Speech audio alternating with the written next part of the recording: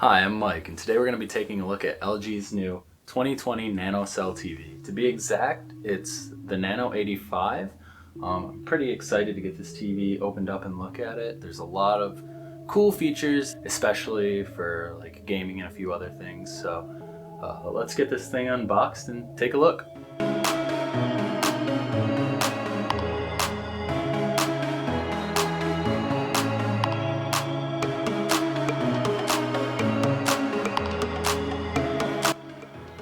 So as you can see behind me, we got the TV unboxed, got it all set up and everything, and it's pretty awesome. I had a lot of time to watch some content, got to play some games, really spend time with the TV, and I have some thoughts to share on it. So let's get right into that. Over the last day that I've been working with this TV, watching content, playing games, doing everything, I noticed some things. One con and then a bunch of positives. The main con would be that there's still some backlight bleed. I know this was a concern with previous models, but it's not a huge deal, especially at the price point. And with the colors, the brightness, the way everything pops, the only time you really see it is maybe in a movie like Star Wars or something. You get the space scene and there's stars, and you really have to be looking for it. Once you get immersed in a movie or a show or anything, you're not going to notice the backlight bleed at all. One way though that they are combating this is the brightness has been increased on these models from previous years. When you're watching some HDR content, the brightness is pretty crazy. You'll get those flashes of light in different scenes, or anything that's supposed to be really reflective or blown out is gonna just really be bright, and it's crazy how good the contrast and picture look on this TV.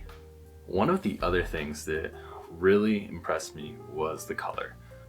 Nothing else has really ever had the punch of color this does, and it's hard to explain and it's tough to see on camera, but it's really impressive. I mean, even just playing some Switch games on there, they felt like a completely different game because it was just so vibrant and almost I don't know, it's hard to explain and hard to show, but you just gotta take my word for it. It was pretty cool. And then another thing, and I actually didn't notice this right away, I should have, but I was working on the other side of the room and I had some content on, I was just listening, and I looked over and it blew my mind that there was no color shift. The viewing angles from the other side of the room were perfect. And I know that's given, IPS panel and everything, but it still was shocking because the previous TV I had here, I was just used to looking over and not really being able to see the picture.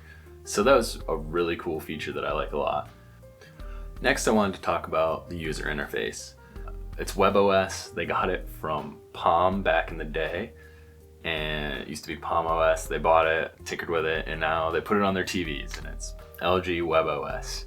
And it's pretty smooth. The Magic Remote is really nice. I have it set up with my Google Home, and you can control all of your things around the house. Also, vice versa, I can say something to my Google Home and control the TV. Goes back and forth. That's a really cool feature. But besides that, the Magic Remote is really nice. You get the pointer arrow. It's really intuitive. It's just like using a Wiimote. You just kind of pick it up. You can pop up the user interface, select what you want. It's really fast, really snappy. I know they put a new 3rd gen processor, their ThinkQ processor in here. And it's coming from some other TVs, it's really snappy. I think anyone who gets this would be really happy with the user interface. It's really intuitive. So lastly, and most important, I wanted to talk about gaming. And that's probably the biggest reason to invest in this TV, or a lot of the new TVs coming out this year. Gaming on this TV is just a blast. Something new for 2020 that a lot of the TV manufacturers are doing is they're putting in the new standard of Hdmi 2.1. This TV has 4 Hdmi 2.1 ports on it.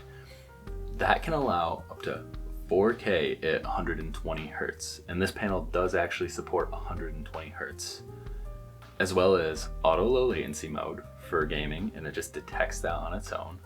A variable refresh rate, FreeSync, if you will. I don't know if it's FreeSync or if they're calling it their own thing, but it's pretty much FreeSync. It's 40 to 120 Hertz variable refresh rate, so that prevents screen tearing And to test that out, you know, I played a few games. I played on Xbox, I played on my PC, played on the Switch. I mean, Xbox and Switch don't really matter for some of those features as much, but I just wanted to get an all-around experience.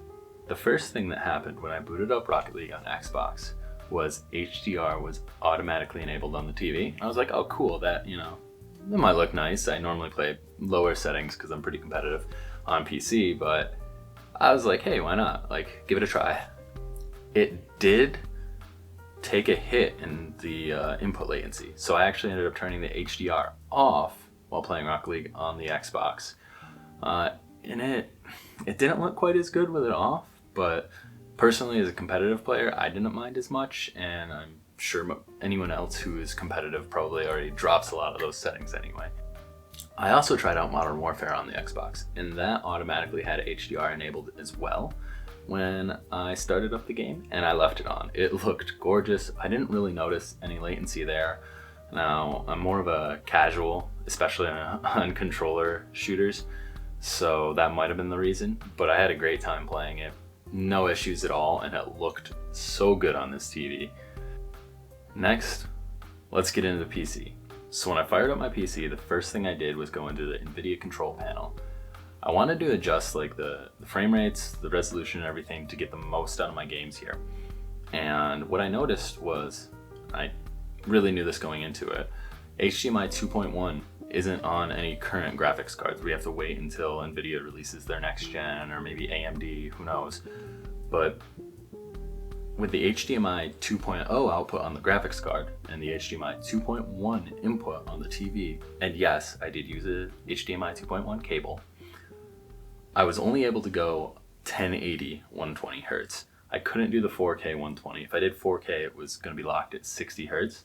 So I dropped it down to 1080 with the 120 hertz because I wanted to see the variable refresh rate and the 120 hertz in action. So I played Rocket League first, and I was really excited to try this. It was by far the closest experience I've ever had on a TV to a real gaming monitor. And I normally play on a 144 hertz gaming monitor over there on my setup, and that's like 1 millisecond response time. This TV can get as low as like 13 milliseconds. So it wasn't exactly the same, but it was as close as it's ever been. It was awesome. I actually feel like I can play Rocket League on my TV competitively.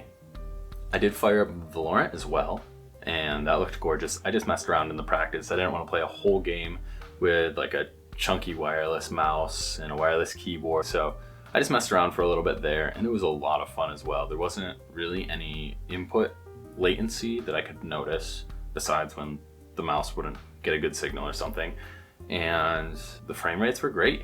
No screen tearing. It was just really impressive overall. I really like this TV. I'm really happy with it, and for $850, that's about what the price is gonna be from now, and I'm sure it'll drop throughout the year a little bit. It's probably the best TV you can get if you want to play games and you want to be competitive.